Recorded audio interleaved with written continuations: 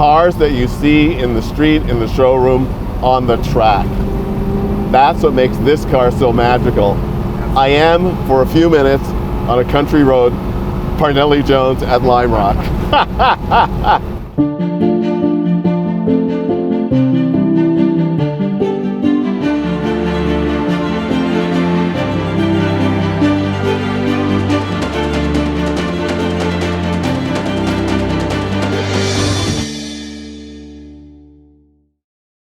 The Audrain Museum network is growing like crazy.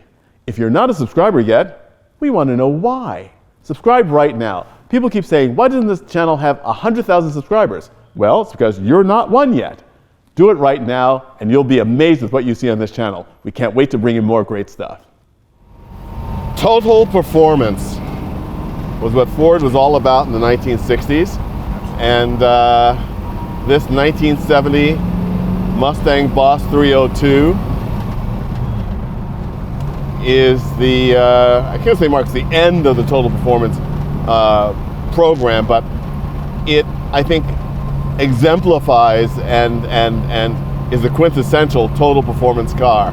I know that, Steve, you are a total Mustang guy. I am. As am I. And it's a treat to drive this. A while back on the network, I drove the Boss 429. And it's a car with a lot of power, God knows. The engine is amazing. But to me, it was sort of more engine than car. And I don't like that kind of balance. No, this was a change in the Mustang.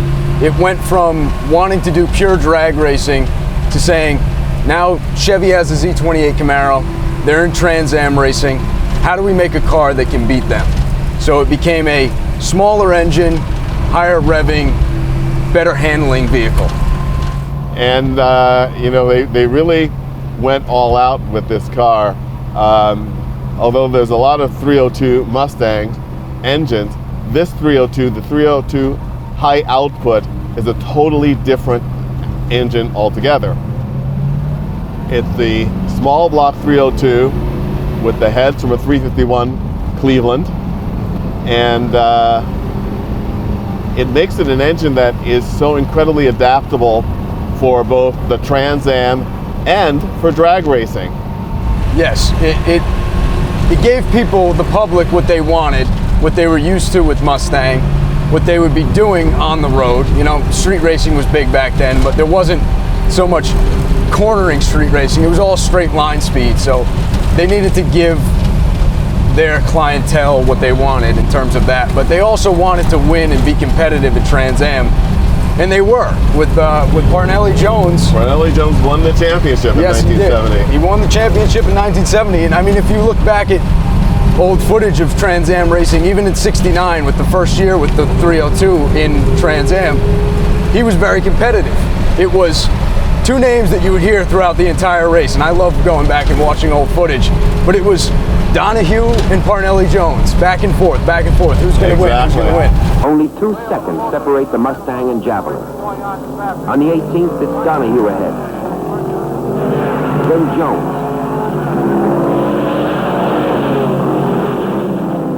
And yeah, that's how I fell in love with this car. And I lived for Trans Am racing. To me, it was the absolute ultimate to see these great cars that you saw on the road that related to the cars in the showroom, being driven by these legendary drivers on great tracks. The other thing, of course, that although I never went, unfortunately, just the idea of being in New York, knowing that not that far away in Connecticut, they were racing these cars.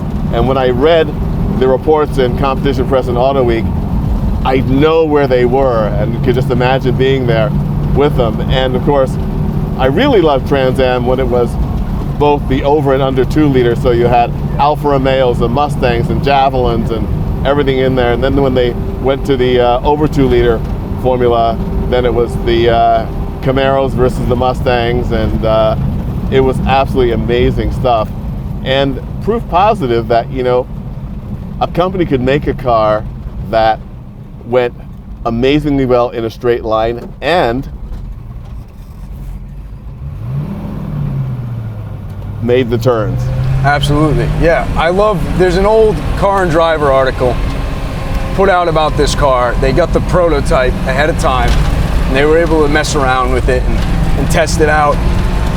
And he talked about how it was hard for them to picture Ford putting away what they were used to of making a drag car and making a car that could go around corners. But they ended up praising the car and Ford's efforts because it surprised them.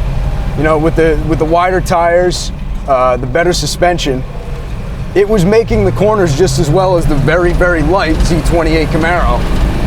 And I think they saw that in the upcoming season of Trans Am, it was going to be a proven fighter. Well, now one of the things that you mentioned before we started out on our drive was that this is your first ride in an old Mustang. It is. And so, what are your general impressions of what this car is? So what you expected? Better than I expected. The suspension, very comfortable. You're not jumping about, which I was expecting it was going to be super soft. But what they did was they tightened the suspension in the rear, so it's tighter leaf springs in the rear and looser in the front, and it's really helped with the bumps, soaking up the bumps and taking corners effortlessly. You know, it's funny, the ultimate Mustang, for me, or Mustang derivative, because I have to be respectful, is of course the Shelby GT350. Of course. Which is an astonishing car. Yes. On every level. And it's very funny because, of course, when this car is being developed, Bunkie Knudsen had just come over from GM, and he was no fan of Shelby. No. And so one of the things he wanted to do is sort of de-Shelbyize the Mustang high performance area. And when they were developing this car, and it could be totally apocryphal, who knows, but that the Boss came from the fact that the Boss, Bunkie Knudsen, wanted a Mustang that had performance that did not have the Shelby name on it. Yep. And they succeeded spectacularly. And it's very interesting too that, in my opinion, the performance Mustangs that followed this car, I think, in my view, just went a little too far on the engine side, and they didn't really continue with the chassis side, which I think is a shame. Yeah. Well, my favorite part about the Boss story is that when he came over, the initial build was the 429, the Boss 429. It was made to be an homologation car for NASCAR. Right. And, you know, as the story goes, throughout the Ford plant, there would be people walking through, oh, what are you working on? Oh, the Boss's car. And that secretive project and what it became for the road is just absolutely amazing. This car is so much fun to drive. I can tell. Very smooth power. Great power delivery. And you know, it's interesting too, you know, numbers on the page is just numbers on the page, but the fact that it puts out 290 horsepower and 290 pound-feet of torque is quite interesting. And the torque is so usable. This is an engine that likes to rev, but you get to sort of maximum torque and horsepower around 3,000, 3,500 RPM. So now, of course, it's also helped by the fact that this is a W code car. So it's got the 340 rear axle. This is not meant for ultra high speeds. We can hear actually that axle whining right now. Oh yeah. It's great for street driving though. Yeah. I mean, you get the power where you want it and where you can use it. Exactly. Which is what I love when it comes to Mustangs of any kind. I love the recreation of this in 2012 when they brought back the Boss 302. To me, that's the ultimate new Mustang. I mean, you get the sound, you get the power, you get the cornering ability. You know, they put it up against a BMW E90 M3 when it came out, and people loved it, which was surprising. It's not something you would expect Car and Driver and Motor Trend to love a Mustang as much as they did back in the 60s and 70s. Well, but they saw it as competitive again. It is a very funny thing, to your point about what Ford did with that new Boss, and I compare it to Porsche's reintroduction of the 911R rather. It's sort of getting back to basics. Back to roots, yeah. And I think that those people who dismiss the performance Mustangs, the modern ones, probably haven't driven one. Oh yeah. Because they really are astonishing cars, and you know, all the hype over this new GTD, and people have very strong opinions about the car that nobody has driven yet. Right, right, yeah. But even on paper, I mean, that thing, it looks like it's going to be amazing. Yeah. And it'll hopefully, like the over and under 2 liter classes, put them in races with Porsche. And well, how amazing would that be? That would be absolutely amazing. The other thing that I would love to see,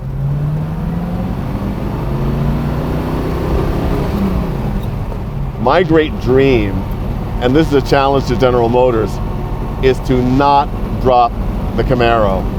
When they ran that Camaro at Le Mans this year, I thought it was absolutely amazing. I thought with the GTD, could we have another great Trans Am type series with the Dodge Challenger, the Mustang, and the Camaro? Can you imagine that? It would be great. I mean, Trans Am hasn't disappeared, which I'm glad, but it doesn't have the same, it's not a word, but let's say it doesn't have the same ring to it as Correct. it did in the 60s Yeah. and 70s. They're a little too far into, you know, aero, in my opinion. I want to see Exactly. cars sliding around and well, they can't have gas pouring all over the place in the pits now, but No. I would love to see a real revival of Trans Am racing. Cars that you see in the street, in the showroom, on the track. That's what makes this car so magical. I am, for a few minutes, on a country road, Parnelli Jones at Lime Rock. And Steve, we're guaranteed to win the championship. Hey, That's for let's sure. do it. Let's go for it.